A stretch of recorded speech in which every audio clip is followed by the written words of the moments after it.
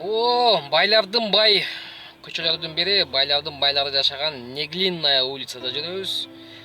Ся движ ушул, сол жакта ЦУМ, бул жакта БУМ, бу жакта бир ТУМ. Кыскасы, жакшы жаңылык бар. Жакшы жаңылыктуу бир население көтөрүлүп калды. 4-апрелден баштап, эртең 3 күндөн кийин Республика Беларусь, Республика Казахстан и Киргизские республики могут работать как самозанятые дейт. Эгер водительские права орус тилинде болсо, плюс Арменияда иштесе болот экен. Так что жакшы жаңылык бар. Буну азыр бир дос жөнөтүп, азыр деле самозанятый болуп, мен оформление болуп көргөм. Полностью Яндекс подключен кылып неме кылып атат. Анан картаны кошкон келгенде эле вы не резидент РФ, так что кысчу жериңи кысып ишин кыл деп болбой атат. То есть картаны кошпосоң, ал түшкөн акчаны каяка отурат, каяка отуруп, каяктан налог эсептейт турабы, ошону кошпой ошентип атат. Ошону азыр бул информация чистый, бир дос чалдым эле деди да.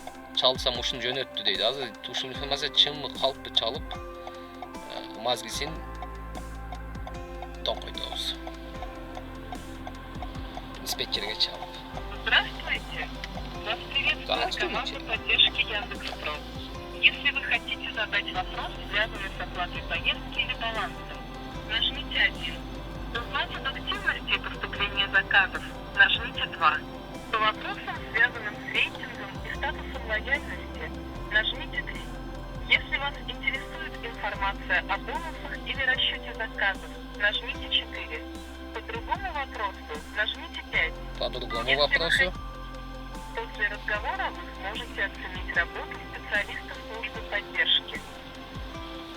К сожалению, сейчас все операторы заняты. Да, прям, все заняты. Все бардыгы чалып алып мазгисин тоңкойт да.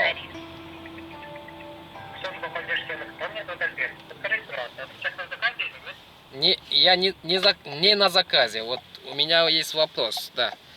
Вот я только что получил информацию, что с 4 апреля граждане Киргизии, Беларусь, Казахстан могут работать как самозанятые. Это правда информация или фейк? Это хочу уточнить. Это все верная информация, да. Все верно. Все верно, да? Просто до этого не пропускал Яндекс, поэтому удивился. Теперь вы можете работать как самозанятый. Хорошо, спасибо. Удачи вам. Пожалуйста. Сейчас скажите, дополнительный вопрос ответить? Нет, вопросов нет. Давайте дороги. До свидания. До свидания. 10 000 бонус берет. Ваш бонус на уплату налога. Жаңы регистрация болгондорго. Комфорт плюс 1700дөн чыгып аткан кече биз кирип атканда. Как положено, самозанятый аккаунт ачылып атат деп атам го. Кирип Комфорт плюс немелерди көрөсүң. Просто на линии койсоң эле заполните биг счет номера деп чыгып атат, аны топтосоң эле не резидент РФ деп баштап атат. Ошол 4-дөн баштап самозанятый болуп, налогду төлөп, как положено иштейли, чем парктарга акча бербей. Ортодон парктар жөндөн акча иштеп атат. Барыңа ийгилик. Бүгүн 5-күн. Бардыгыңардын арапа майрамыңар менен орозону Куда кааласа кармайбыз. Орозо оозду жаап алып линияга чыгабыз дагы. Орозо бүткүчөңдү, ооз ачылгычан иштейбиз дагы, саат кечине кирип кетип калабыз эми. Бир ай графикти өзгөртүш керек. Мен азыр машинанын акчасын төлөөнү кетип атам.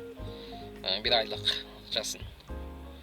Ачыгын айтайын, 1 айда машинанын акчасын 79.500 толуктай албай койдум. Эми өзүмдүн да расходторум бар да. Так, буякты эсептегенде бул жак чыгып калыптыр. Азыр где-то bir 17.000дей жаныман кошуп төлөйм. Берки машинамдын акчасын берип берди эле. bir aylık akçaсын. Ошол акчадан чыгарып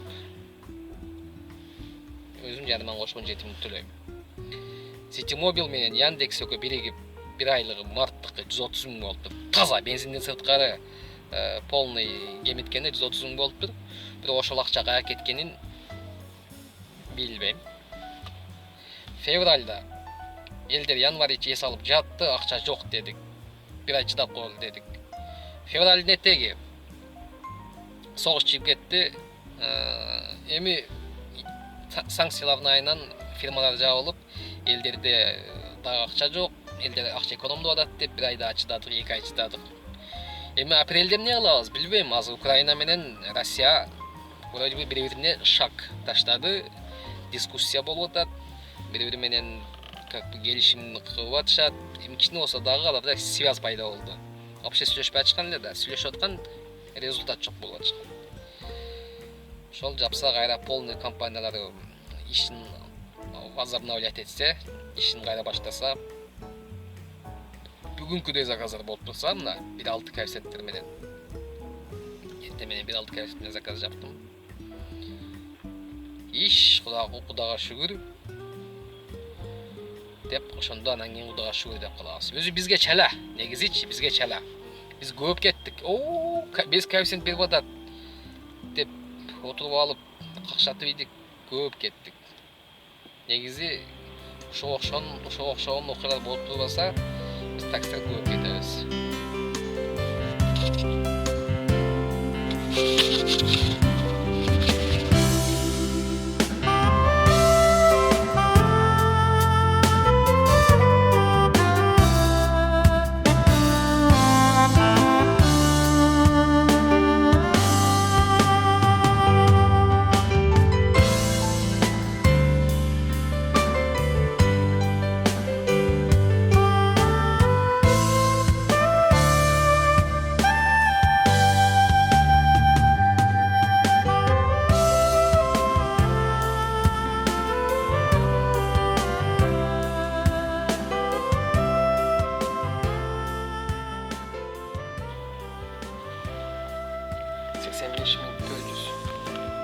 Apalada erteң.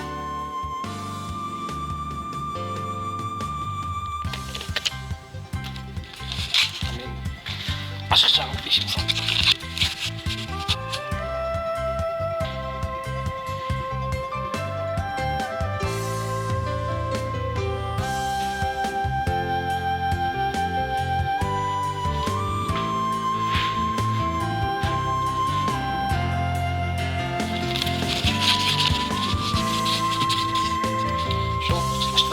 Ашықша 5 миң салып қойдым. Таштарын бар бұл? Бұл какой-то парк оқшайды. Мыналар бар машина. Такси.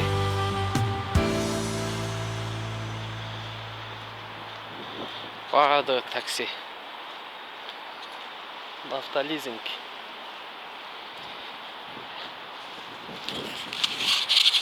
Точкасы ушул жерде бар, мына университет метроның жанында. О, Горбунова да бар. Мынан Таганский да бар.